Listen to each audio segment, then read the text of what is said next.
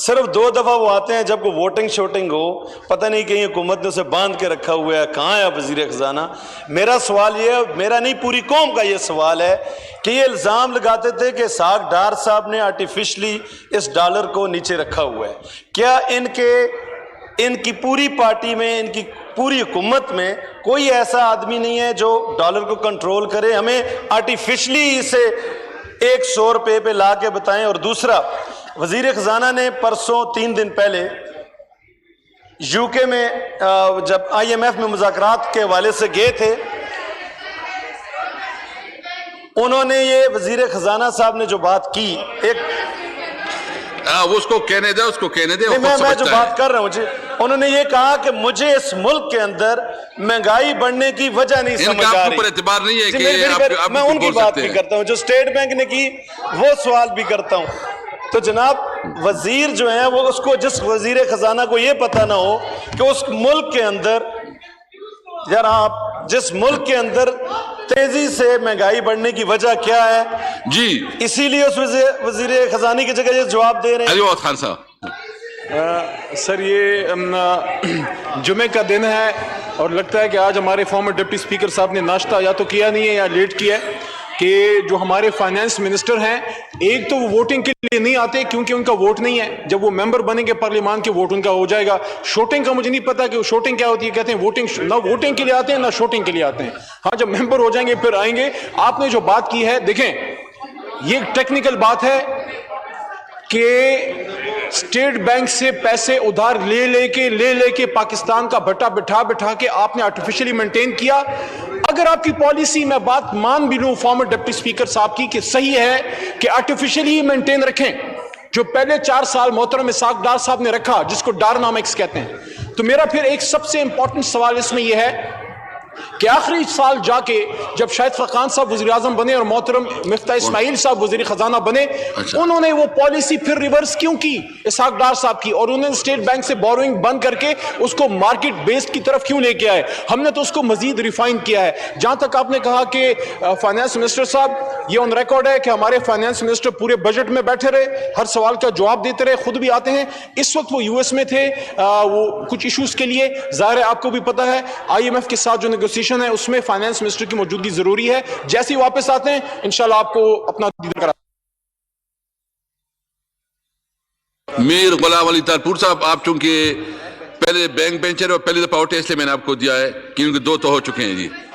G sorry, thank you mister speaker. Sir ہمیں صد عزت ہے اپنے علی محمد صاحب کے لیے، اور وہ انجینئرنگ اور قانون پہ تو بات کر سکتے ہیں اور بھی سبجیکٹس پہ، لیکن یہ ایک تکنیکی معاملہ ہے۔ یہ میکرو اکنامک امبیلنسز کی وجہ سے اس وقت جو ڈالر تیزی سے گر رہا ہے، تو اس کے لیے میرے خیال میں بہترین جو ہوں گے وہ فائنانس منسٹر ہوں گے کہ وہ آ کے اس بات کا جواب دیں، اور میری گزارش ہوگی کہ آپ اس سوال کو ڈیفر کریں تاکہ وہ آئیں اور ہمیں حقائق سے آگاہ کریں۔ شکریہ۔ عمر ایوب صاحب پلیز۔ جناب اسپیکر بہت شکریہ۔ ایک فاضل رکن نے بھی بات کی تھی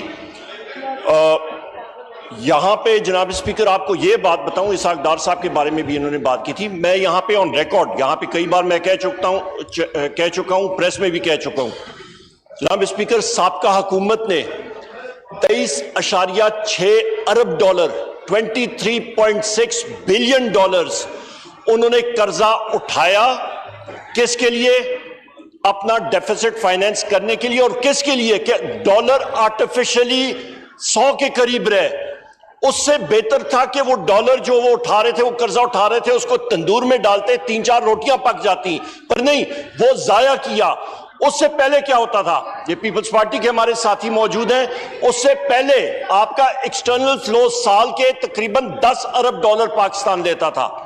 50% جو ہے 50% آپ کی انٹرسٹ پیمنٹس میں جاتے تھے، 50% یعنی کہ 5 ارب ڈالر باقی آپ کی ایکٹیویٹیز کے لیے جاتے تھے۔ اس وقت جناب اسپیکر جو مسلم لیگ نون کے حکومت نے جو قرضے اٹھائے، جو 23.56 ارب ڈالر اٹھائے، اس کی وجہ سے آج جو سود کی ادائیگی ہے وہ 90%، یعنی کہ تقریباً 9-9.5 ارب ڈالر ہمیں سالانہ اس وقت صرف سود میں دینا پڑ رہا ہے. مطلب یہ حقائق ہیں. اور دوسری اہم بات، انہوں نے انفلیشن افراد زر کے بارے میں بات کی ہے، وہ بھی میں آپ کو بتاتا چلوں. یہ انٹرنیشنل میڈیا کی رپورٹس اٹھا کے زحمت کر لیں، دیکھ لیں. میں پڑھ کے آپ مجھے 1 منٹ اجازت دیں. یہ U K inflation expectations at 13 year high left rate, مطلب یہ آپ اندازہ لگا لیں ہائیسٹ انفلیشن. اس کے بعد higher inflation squeezing U S consumers at food as food prices rents accelerate. اس کے بعد ہندوستان میں petrol diesel price hiked again, cost 30% more. یہ وہ حقائق ہیں. اور آخر میں جناب اسپیکر، نومبر 2018 میں ہم لوگ وزیر اعظم کے ساتھ 4-5 لوگ ہم لوگ بیٹھے تھے، ہم لوگ ویو فوائل پہ دیکھ رہے تھے. یہ مسلم لیگ نون حکومت نے جو خزانے میں اماؤنٹ چھوڑی تھی، ریزروز ہمارے 2 ہفتے کے تھے.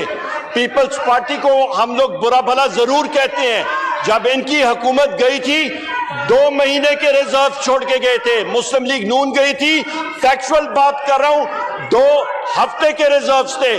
انہوں نے تو کشتی کا بیڑا غرق کے ڈبو کے چلے گئے تھے، اور ابھی یہ لوگ رو رہے ہیں. جناب والا، یہ حقائق آپ کو طاہرہ اورنگزیب ناٹ پریزنٹ. طاہرہ اورنگزیب جی نہیں. Mister Abdul Qadir Patel not present. Mister Ali Gohar Khan. Question number please. Sir question number 94. Answer be taken in read supplementary please. جی جناب اسپیکر شکریہ. میں گزارش یہ کروں گا، آپ ہمارے کسٹوڈین ہیں تو وزراء کی طرف سے تیاری کے ساتھ جوابات نہیں آتے، آپ اس کا نوٹس لیا کریں اور اس معاملے کو سنجیدگی سے دیکھیں. وہ تو سر مخالفت برائے مخالفت میں آگے سے ایک پولیٹیکل کہانی شروع کر دیتے ہیں، حالانکہ یہ تو سارے بڑی ٹیکنیکل چیزیں ہوتی ہیں، اور اگر آپ بھی اس کا خیال نہیں رکھیں گے تو پھر کس سے یہ تمام لوگ سوال کریں. تو آپ کو تھوڑا سا نیوٹرل کردار ادا کرنا چاہیے. انہیں کہیں کہ علی گور خان، آپ مجھے یہ نہ سکھائیں، مجھے پتا ہے کہ میرے کیسے نیوٹرل کردار ادا کرنا ہے، اور میں جو کرتا ہوں میں رولز کے مطابق کرتا ہوں. پلیز اس کو ہم نے ڈیفر کیا ہے، تمام جو پلاننگ کی تو ہم نے سیکرٹری بلایا. نیکسٹ کوشچن مس ضلع ہما. یہ ڈیفر ہوئے، نیکسٹ کے لیے ڈیفر ہوئے ہیں.